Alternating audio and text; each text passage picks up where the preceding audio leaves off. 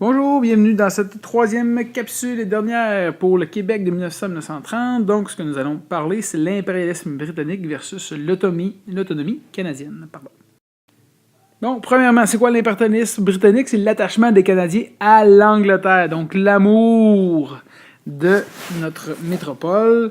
Pourquoi? Bien, premièrement, parce que le Canada n'est pas encore totalement autonome, ne peut pas se représenter sur la scène internationale.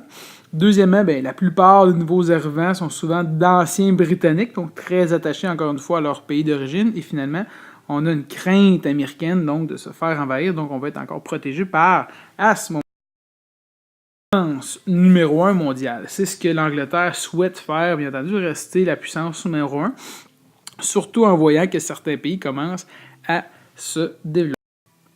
Finalement, ça fait un peu concurrence à un autre type de nationalisme, le nationalisme canadien, qui est développé par des situations économiques et politiques sur certains domaines. Donc, premièrement, traité de Washington, ce qui arrive à ce moment-là, c'est un traité de pêche et les Canadiens qui ne veulent plus l'avoir sont un petit peu pris à la gorge parce que les Britanniques ne veulent pas, doivent demander la permission pour accepter ou non.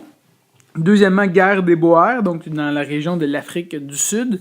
Donc une guerre que les Britanniques sont engagés là-bas et demandent d'envoyer des Canadiens, que les Canadiens, certains ne veulent plus ou moins aller. Finalement, le projet naval de 1910.